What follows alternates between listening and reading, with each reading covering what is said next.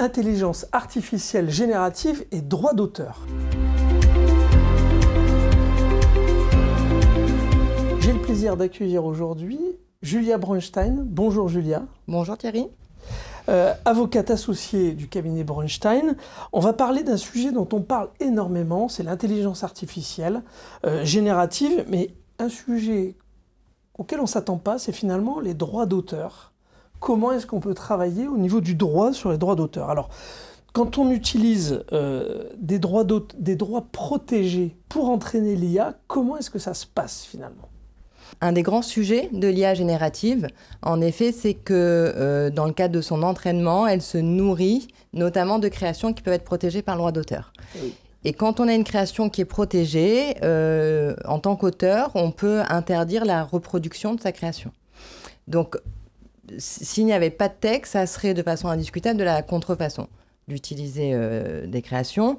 On a une exception qui a été posée, qui est l'exception de fouille de données à des fins d'entraînement, mais c'est une exception qui a été posée à une époque où on n'avait pas envisagé l'ampleur que prendrait l'IA générative.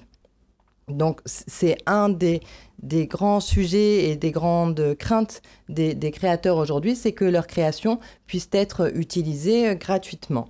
Il y a une possibilité, l'auteur, il peut s'opposer à l'utilisation de sa création par la machine en mettant un procédé lisible sur ses créations qui soit lisible par la machine. Donc ça, c'est la possibilité, l'opt-out, de demander à ne pas être entraîné. Étant précisé que même si avec la réglementation européenne sur l'IA, il y a des obligations de transparence qui sont de plus en plus importantes, c'est compliqué de savoir si sa création est utilisée pour entraîner la machine. Donc, tout le monde, il n'y a pas pour l'instant de décisions qui ont été prises en France sur le fait de savoir si cette utilisation est licite ou pas. Il y a récemment, et très récemment même, en mars 2025, 3 syndicats dans le domaine de l'édition littéraire qui ont saisi le tribunal judiciaire de Paris pour faire juger que l'utilisation massive d'œuvres littéraires notamment est constitutive de contrefaçon. Et aux États-Unis, c'est le même principe, c'est-à-dire qu'on n'a pas le droit d'utiliser des créations sauf en cas de fair use, donc d'usage équilibré, je dirais. Et il y a une décision très récente de février 2025 qui a considéré que l'utilisation des données était contrefaisante par l'utilisation par de l'IA générative, mais c'était assez particulier. Et on a OpenAI qui a écrit à la Maison-Blanche en mars 2025 pour justement demander une appréciation plus large du fair use. Donc c'est en pleine réflexion, c'est en pleine mutation. Et il y a des réflexions au niveau français, européen qui se font. Et une des pistes de réflexion, ce serait d'envisager la gestion collective des droits, comme on l'a fait en matière de streaming, c'est-à-dire qu'à chaque fois qu'on se retrouve avec des nouveaux modes de communication et des utilisations nouvelles des créations, on doit un petit peu s'adapter. Donc on pourrait envisager peut-être une rémunération collective, une société qui collecte et qui redistribue, sous réserve d'avoir une certaine transparence sur les œuvres utilisées. Mais c'est vrai que c'est un sujet puisque l'IA générative, elle va utiliser des créations qui sont faites par des auteurs pour faire d'autres créations gratuitement, alors qu'eux-mêmes auraient pu le faire. Et sans ces créations, on n'aurait pas pu générer exactement. Et donc c'est vrai que on pourrait risquer de perdre de nouveaux contenus pour venir complètement. On a à minima ce qu'on appelle en droit du parasitisme. C'est assez parlant, le parasite, il vient, il se nourrit sur un tiers pour vivre. On a à minima, à mon sens, du parasitisme avec le cas dont on parle beaucoup en ce moment, qui est les studios Ghibli, avec ChatGPT qui permet de modifier des contenus sous le style studio Ghibli. ChatGPT considérant que comme c'est que la reprise d'un genre et que le genre en tant que tel n'est pas protégeable, on peut l'utiliser. Mais il est évident que ça parasite un investissement économique, du travail des créateurs pour faire du contenu. Qui se doivent à minima d'être rémunérés et puis qui devraient peut-être aussi autoriser l'utilisation qui est faite de leur création, au-delà de la rémunération. Donner son accord ou pas. Alors, il y a un deuxième sujet, c'est finalement, lorsque je génère par l'IA une création, un prompt de qualité, finalement, est-ce que j'ai le droit de l'exploiter? Alors, comment on voit ça au niveau du droit?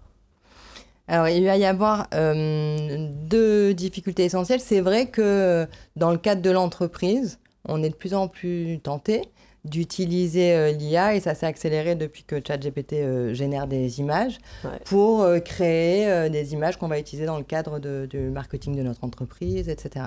Des posts LinkedIn. Des posts LinkedIn, notamment. Il y a deux problématiques. C'est que déjà, il y a le risque que le contenu soit une contrefaçon d'une création existante.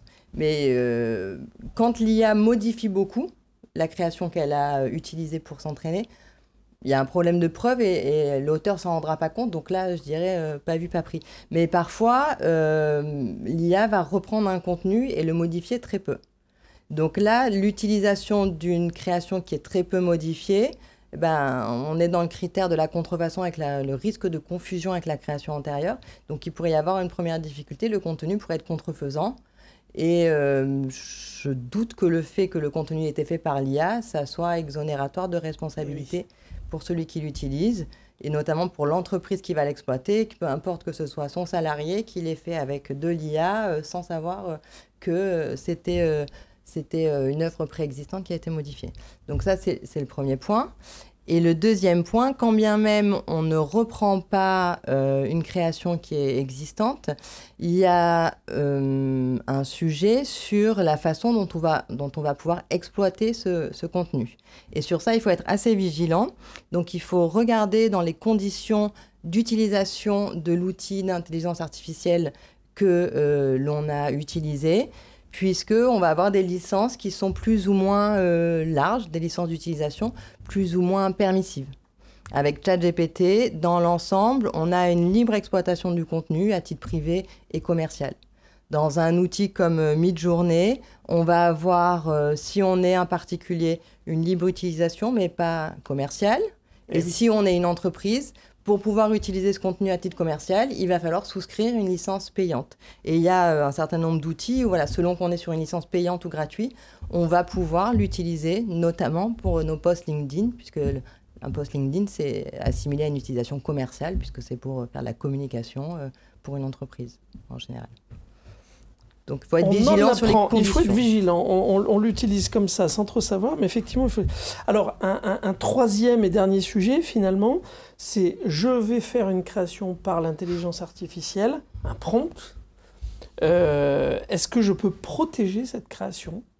Est-ce qu'elle est artistique? Est-ce qu'elle ne l'est pas? C'est pas complètement moi qui l'ai réalisée. Comment ça se passe? Alors là encore, on n'a pas de décision au niveau français sur la protection d'une création générée avec de l'IA. La tendance, c'est quand même de dire que l'auteur, c'est une personne physique. C'est un des critères de la qualité d'auteur. Donc, à partir du moment où l'outil va être fait par de l'IA, il n'y a pas cette condition qui est indispensable.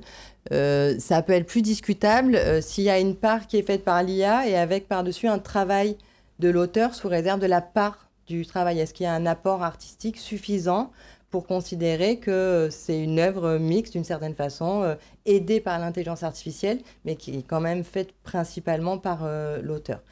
Ce qu'il y a de certain, c'est qu'il faut conserver une preuve très précise de tout le processus créatif pour pouvoir être en capacité de démontrer ce qu'on a fait et ce que l'IA a fait et pouvoir en justifier. Parce que c'est vrai que sinon, on pourrait, je ne sais pas, dans le domaine de la mode, par exemple, créer une collection avec de l'IA et en fait, on n'aurait pas de droit d'auteur. Donc, on ne pourrait pas se protéger des concurrents qui voudraient nous copier, ce genre de choses. Sachant que pour créer quelque chose, il faut avoir un prompt qui soit suffisamment précis et donc, quelque part, c'est un travail aussi. Alors oui, c'est un travail. Je ne sais pas, je vous invite à aller regarder notamment sur Instagram, il y a des artistes qui utilisent l'IA avec des rendus qui sont esthétiquement vraiment intéressants et originaux.